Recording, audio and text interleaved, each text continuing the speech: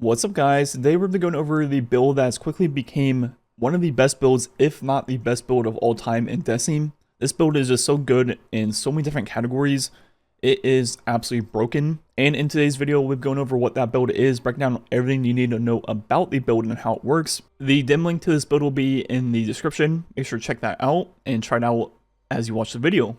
So let's jump straight into it, starting off on Titan with Strand, the new aspect Banner of War. Recapping what this does: once you get a melee kill or a sword final blow, you'll get Banner of War. Then after that, any kills while inside the radius of the banner, not only you but your teammates, will increase the stacks all the way up to ×4 and add time back for every kill. And what these stacks of Banner of War do is whenever you have any stacks of 1, 2, 3, or 4, there will be a 40% buff to melee damage and a 10% buff to sword damage for not only you but all allies in the Banner of War. And on top of that, you'll get health back every single time it pulses, and the rate of the pulse will increase the higher the stack.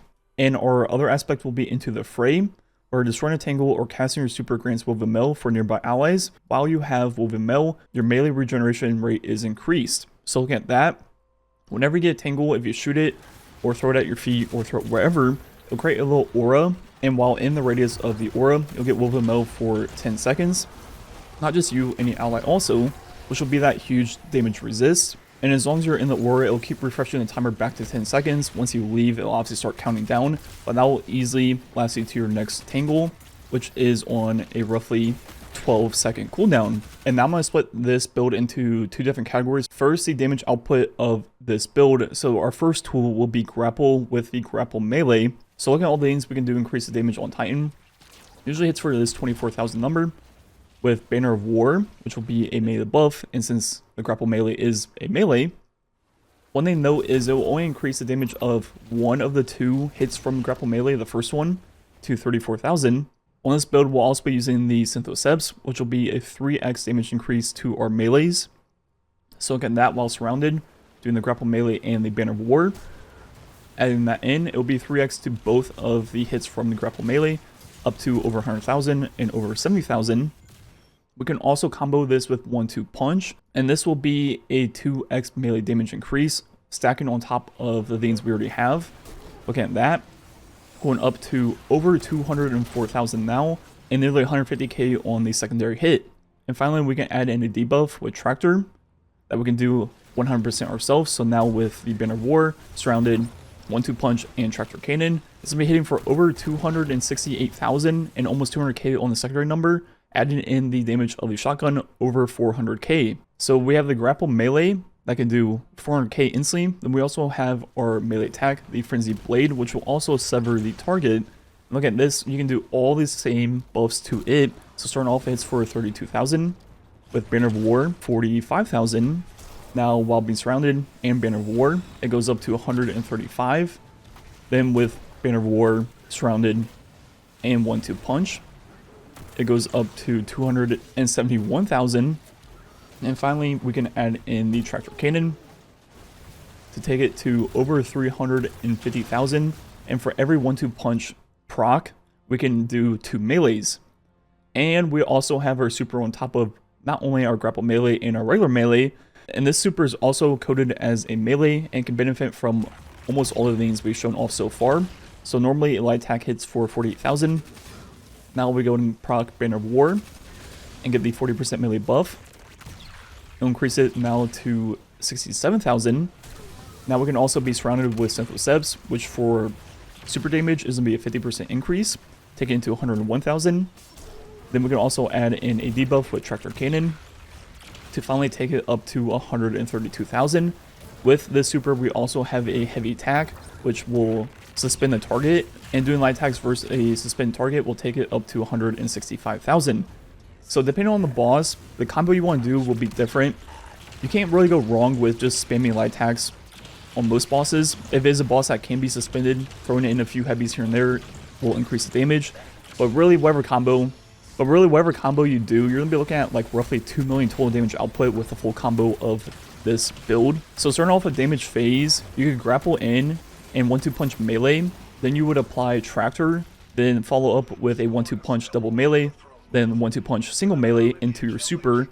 And before you even pop your super, just doing the Grapple Melee and your 3 melees, you're looking at like 1.6, 1.7 million damage already. Pop your super, add in like almost another 2 million, and you're doing like 3.7 to 4 million damage, only shooting like 4 shotgun shots. And now looking at the Ackler side of this build, I really built into the grapple melee and really made it a lot like the Warlock build. So our first fragment is Propagation, where the power melee final blows will grant unraveling rounds to our strand weapons. We have Regeneration, Fury to help get our melee back, and Transmutation. So when we have with a melt, all of our weapon final blows will create a tangle, just another way to ensure that we have a tangle every 12 seconds. And I'm on the fence of using Thread of Warding to ensure that we have Woven Mail at all times, because Woven Mail is going to be really important for our melee regen. And I would use this over Fury, but I'm still kind of filling it out to see which one I like better. And looking at our mods, we have Double Hands On, a Harmonic Siphon, we have Impact Induction, a Heavy Handed, and Grenade Kickstart. Then we have Charged Up along with whatever reserve or resist you want, Stacks on Stacks, then an Innervation and an Absolution. Then we have a Distribution, Powerful Attraction, and Bomber. So overall, the way the Ackler portion of this build works is going to feel a lot like the Warlock build, where you can just spam your grapple left and right. If you use your grapple and pick up a tangle with the seasonal artifact mods, you will have your next grapple instantly. And with Heavy Handed, it works for both the grapple melee and your regular melee, so be creating all kinds of orbs from all the different sources of melee damage in this build. But overall, the flow is very similar to the Warlock build, and the uptime on the grapple is very similar, if not almost even higher, which is kind of crazy because we don't have Verity's Brow. But this mod combo and fragment combo allows you to truly spam your grapple as often as you want, and whenever you do so, you'll get unraveling rounds for your strand weapon. Just another layer of Ackler for this build. And looking at the weapons I usually use, obviously you want a strand primary.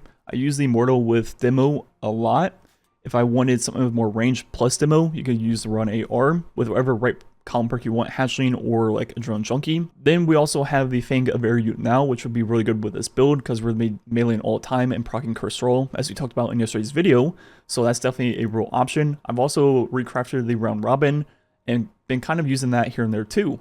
And what primary you use might be determined by champions in activity. Obviously, you always want Tractor plus a 1-2 punch shotgun, but you could use a Hand Cannon for Overload, the Fang of Ehroar for Unstop, and the Run AR for Barrier Champions. So you can really cover wherever you want with one of the strand primaries. And if you wanted to use a sword, let's say in your fire team with a different debuff, you could use the Guillotine, you could use Sunshot or Graviton Lance plus a 1-2 punch shotgun, preferably the Swordbreaker, which is also strand once you get one with 1-2 punch. So yeah, this build is easily the best build in the game right now, and I would argue one of the best of all time, if not the best. This gameplay you see on screen is of what I would say is my least favorite lost sector in the game, besides like maybe the new ones. I haven't really played them that much, but this one always gave me a hard time and was one I would always stay away from because it was always a little bit longer than most of the others and a little bit harder because the boss actually had a lot of health. And in this gameplay, I am 10 under, and I am just walking through this lost sector and like spawn killing the boss.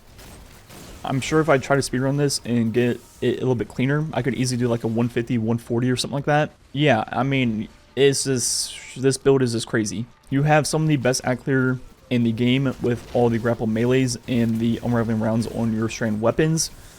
Then versus harder targets like mini bosses, champions, anything like that, you have your grapple melee or your regular melee or just your base melee that will easily like one hit them and just delete them even under light, as you saw right there. That barrier champion, where'd he go? Don't know.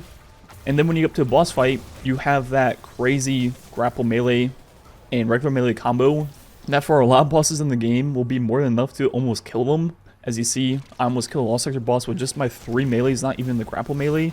Then if they still are alive, you have an entire super, which also is one of the highest damage supers in the entire game. Oh, and did I forget to mention, you're also the best support character in the entire game by giving your entire team Woven Mail at all times and healing them, while giving them a melee and sword buff on top of that. So not only are you the best support character in the game, you have the highest total damage output, all while having really good group Ackler with the grapple melee and unraveling rounds. Like, what else would you even want from a build in this game? I don't know. It's literally like the best in every single category. So I guess I'm just gonna be Titan main until something happens, because they're not balancing the game, to be honest. Like, what in the game can even come close to competing with this? Nothing. It's literally nothing.